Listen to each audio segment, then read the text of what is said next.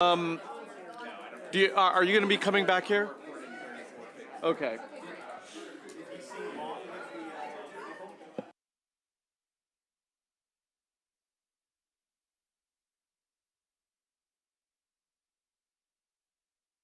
All right, everyone. I know it's getting to that point of session, isn't it? In any case, we have a short voting session today. We're going to be voting every day. Subcommittees are going to be voting every day, and things are moving pretty quickly. We're at that point in the session now where if you want to pause a bill until the next voting session, I'm not going to allow it because we're going to run out of calendar, and we play around with the calendar and the laws of space and time too much as it is. So let's begin with House Bill number 9. And who has that one? Is that you? Okay, Delegate Stewart. Thank you, Mr. Chairman. The returning committees will remember this one. House Bill 9, well, first of all, the subcommittee recommendation was favorable with amendments. As amended, House Bill 9 requires that beginning July 1, 2024, the MTA must conduct a transit equity analysis, a transit ADA analysis, perform a cost-benefit analysis, and consult with members and leaders of affected communities before announcing, number one, any service change that would constitute a major service change under federal law's definition of a major service change. Or number two, before announcing any reduction or cancellation of a capital expansion project in the construction program that's in the CTP that exceeds thresholds developed by MTA. So the subcommittee, I know that's a mouthful. The bill is generally in the same posture that we passed it last year and that the governor vetoed. There are some subcommittee amendments, and they all relate to people with disabilities. So amendment number 1, for major service changes on reduced or canceled capital expansion projects, it requires a transit equity analysis under the federal ADA to determine whether the change will create a disparate impact on disabled persons. The only other subcommittee amendment is really just adding a member of the transportation construction industry to an advisory committee. So it's just like a work group addition amendment. And that's it, and I move the amendments. Okay, on the amendments, any discussion on the amendments? Seeing none, we'll proceed to a vote. All those in favor signify by saying aye. Opposed, no. The ayes seem to have it. The ayes have it. Bill's before us is amended. Is there a second? And there's a second. Any discussion on the bill as amended? Seeing none, we'll proceed to a vote. All those in favor signify by saying aye. Aye. Any opposed? Any abstentions? The bill carries unanimously among those present, and I think we're all here, aren't we? Yeah, we are. Okay, House Bill 289. Delegate Boyce. Thank you, Mr. Chair. Our committee's recommendation is favorable with amendments. HB 289 establishes the Maryland Forestry Education Fund, a special fund administered by the Maryland Forestry Foundation. Subcommittee amendment is limits mandated appropriations to FY 2025 and 2026. Move the amendment. Second. Okay, and this is favorable with amendments, sir. Amendments. Okay, any discussion on the amendments? Why do I end up coughing during these voting sessions? I'm allergic to Any discussion? Seeing none, we'll proceed to a vote. All those in favor signify by saying aye. Aye.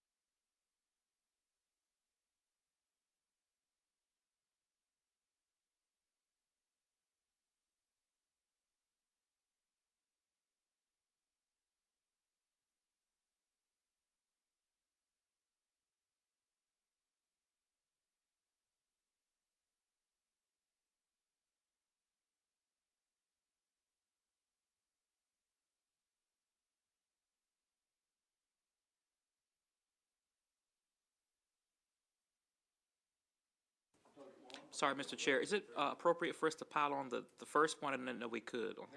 Okay. Okay, House Bill 503, Delegate Boyce.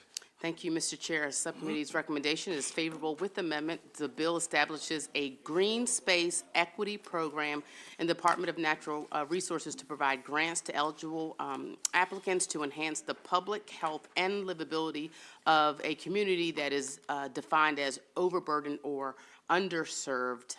First, amendment number 1 makes technical changes. Amendment number 2 adds language specifying up to certain amounts of money from program open space. State share may be transferred to the program, clarifies relevant definitions, makes technical and clarifying changes regarding the administration of the program, establishes requirements for converting land acquired by a grant award, and adds language to ensure public access to land developed or improved under the grant. Move the amendments. Okay, any discussion on the amendments? Seeing none, we'll proceed to a vote. All those in favor signify saying aye. Opposed, no. The ayes seem to have it. The ayes have it. Bills before us is amended. There's a motion, and there's a second on the bill as amended. Any discussion or debate? Okay, seeing none, we'll proceed to a vote. All those in favor signify by saying aye. Any opposed? Any abstentions? The bill carries unanimously. House, oh, you want to pile on? Okay, so, okay, Long, Ruth, Terraza, Love, Holmes, Guyton, Foley, Ziegler, who else? Anybody else? Okay. Yeah, go ahead, please. I have Long, Ruth, Terrassa, Love, Holmes, Guyton, Foley, and Ziegler.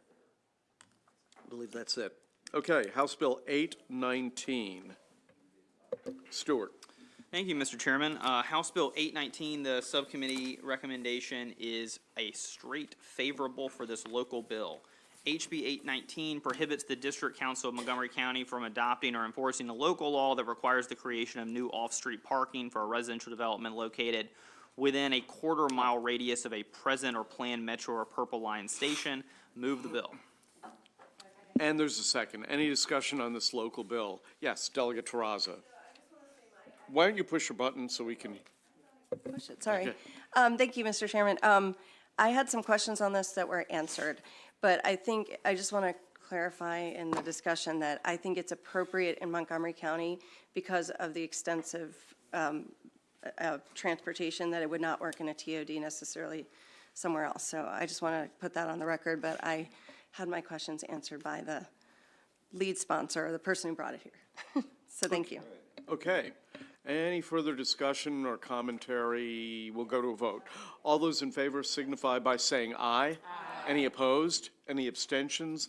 Unanimous. Carries unanimously. House Bill 950.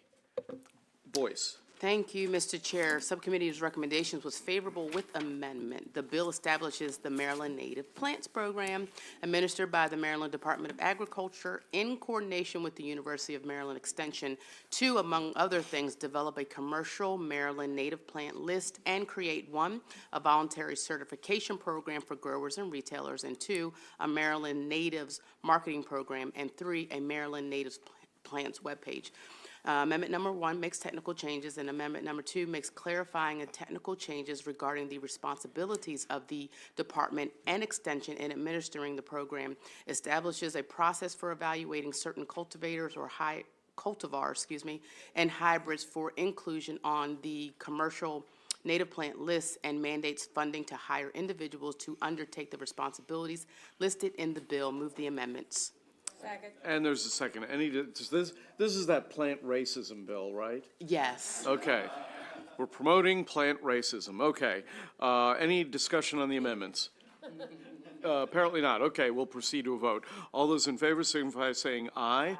Opposed, no. The ayes seem to have it. The ayes have it. Bill's before us as amended. Is there a motion? Move the bill, Mr. Is there a second?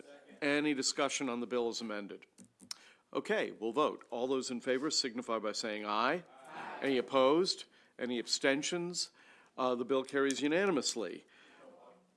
Oh, a pylon. Okay, so Okay, so we've got Allen, we have Long, we have Ruth, Terraza, Love, Healy, Boyce, Stewart, Lehman, Guyton, Foley, Ziegler, and Morgan.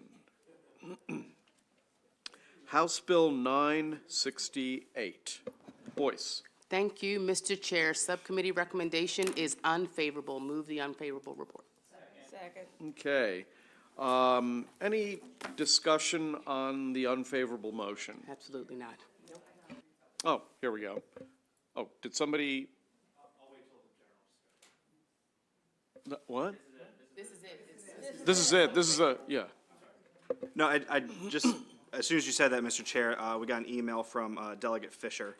I guess he got an opinion from the Attorney General's office. So I just want to point that out to the group. Thank you. Yeah, and I've got it in my hands here, and what they say basically is that this law, if we were to make this a law, it wouldn't be unconstitutional. I think maybe I or somebody else, I can't remember who, asked that question.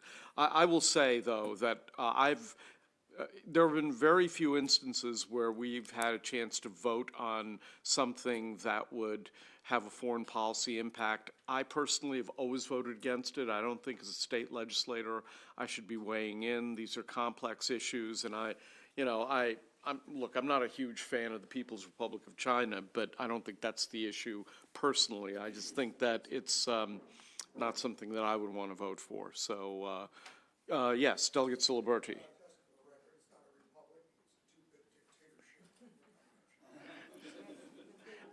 And it doesn't really serve the people that well either, does it? But it's Chinese, so it's got that going for it. So, out of the three words, one is applicable. So, all right, let's do a roll call vote. It's an unfavorable motion, unfavorable motion. Vice Chair Stein? Yes. Holmes? Aye. Love? Yes. Jacobs? Yes. Otto? Yes. Siliberti? Yes. Terrassa? Yes. Ruth? Yes. Long? Yes. Allen? Yes. Naraki? Yes. Morgan? Yes. Addison? Yes. Baker? No. Ziegler? Yes. Foley? Yes. Guyton? Yes. Davis? Yes. Lehman? Yes. Stewart? Yes. Boyce? Yes. Healy? Aye. Chairman Barvis? Chairman votes yes. Delegate Ziegler. Yes, I voted yes. Oh, you pushed your microphone. I'm sorry. Okay, that's, all right, that's fine. Okay, the, almost unanimous, so the unfavorable motion carries. House Bill 983, Delegate Boyce. Thank you, Mr. Chair. Subcommittee recommendation is favorable with amendments.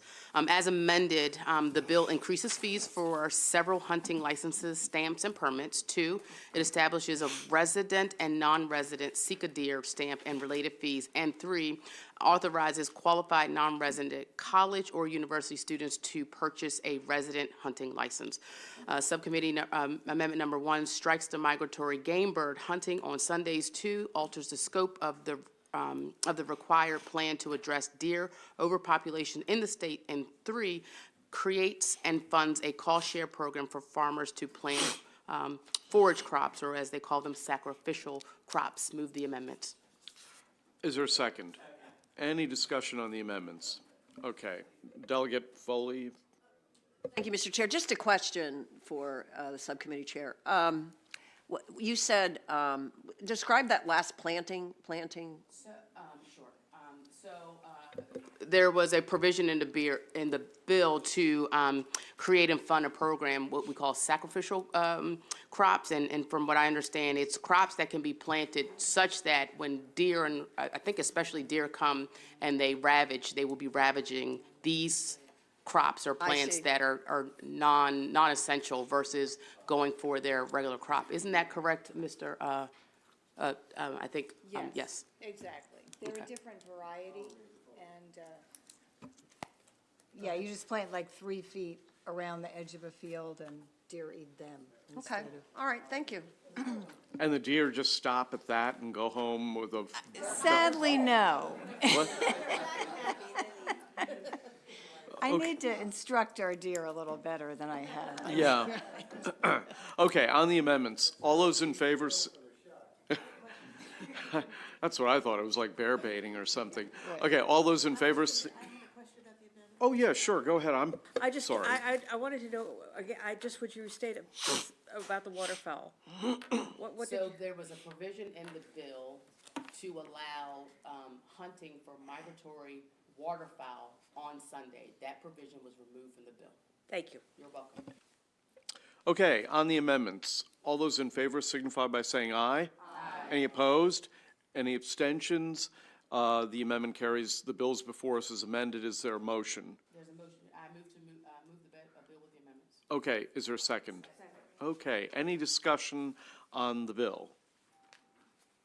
Okay, well, Delegate Allen. Sorry, thank you, Mr. Chair. No, I just wanted to say thank you for to the subcommittee for their work. We know we kind of battled out regarding the Sunday hunting provision. I understand the apprehension to it, but the bill, I think, the substance of it is so good, even without the Sunday hunting provision. It increases opportunities, increases funding, and it's a once in a decade kind of opportunity. So I just appreciate everybody's earnest hard work for it. Thank you. Oh, thank you. And, okay, on the bill, all those in favor signify by saying aye. Aye. Any opposed? No. Okay, Baker is opposed. Anybody else? Okay, and defending it on the floor will be Jay Jacobs. Thank you, Mr. Chairman. There you go. And you could yodel too. Right. Okay, House Bill 1006. Thank you, Mr. Chair. 1006 is, subcommittee recommendation is favorable. Straight favorable? Straight favorable. Move the bill. Okay, is there a second? Any discussion? I remember this. Okay, yeah. Yes. Any discussion on this awesome little bill? All right. All those in favor signify by saying aye. Aye. Any opposed? Any abstentions? The bill carries unanimously. And now on the last page, we have we have one more bill, 1084. Delegate Boyce. Thank you. Happy to round out the end of the voting show here. Subcommittee recommendation is favorable with amendments. So as amended, HB 1084 increases the severance tax from $1 per bushel to $2 per bushel that is levied on every bushel of oysters caught within the limits of the natural oyster bars of the state, exclusive of the Potomac River. The bill also increases the inspection tax from 30 cents per bushel to $1 per bushel that is levied on marketable oysters shipped in the shell to any place outside of the state. Subcommittee number 1 strikes the obsolete seed and shell oyster replanting program from the law. 2 corrects an oversight by adding the Baltimore County Oyster Committee to the list of county oyster committees that may use certain funds for oyster bar repletion. My mouth hurts. Move the amendments. Okay, there's a second. Any discussion on the amendments? Seeing none, we'll proceed to a vote. All those in favor signify by saying aye. Aye. Opposed, no. The ayes seem to have it. The ayes have it. Bills before us is amended. Is there a motion? Somebody has to move favorable first. Okay, and I heard a second.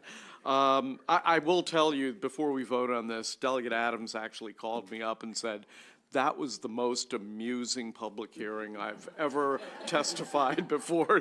He thought it was funny as hell, and so did we. So, in any case. That's right, yeah, and who would have thunk it? Anyway, all right, all those in favor of House Bill 1084 signify by saying aye. Aye. Any opposed? Any abstentions? Okay. Unanimous among all those present. Okay, so we have 3 bills that are being withdrawn by sponsors. 796 of the Montgomery County delegation and Prince George's County delegation.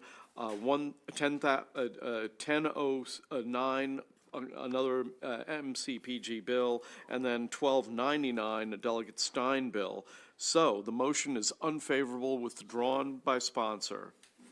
And there's a second. Any discussion? All those in favor of the unfavorable motion withdrawn by sponsor signify by saying aye. Aye. Any opposed? Any abstentions? Those bills are all withdrawn. And Announcements. I know at least one subcommittee's meeting. Go ahead, Delegate Love. Thank you, Mr. Chair. MVT will meet at 3:50. You have 11 minutes to get back to your desk. Okay. Any other announcements? Holmes. Ladies and gentlemen of the Housing and Real Property Subcommittee, I really appreciate the discussion this afternoon.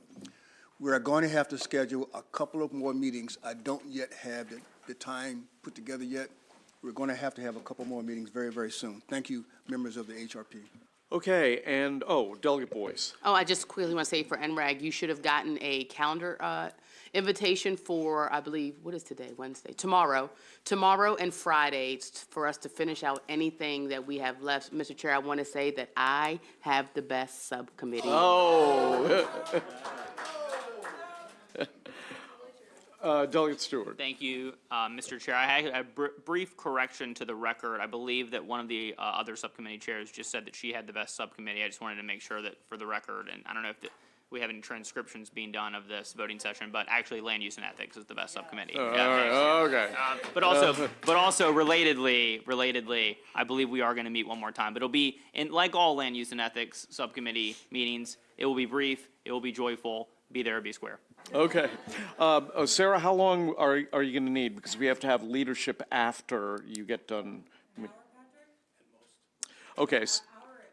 So you'll end around 5? A little before 5? Okay, so the leadership group will meet at 5 o'clock in the conference room then. And, we're going to be voting every day, so just be aware of what's going on. I think we have a hearing tomorrow of like 1 or 2 bills. Yeah, go ahead, Dana. Yeah. Mr. Chairman, the Environment Subcommittee will meet sometime Friday to be determined, but I do want to say also with respect to who has the best subcommittee, I think we're going to have to settle that in the octagon. In the octagon. Only one will emerge. Okay. Yeah, right. Okay. We're adjourned.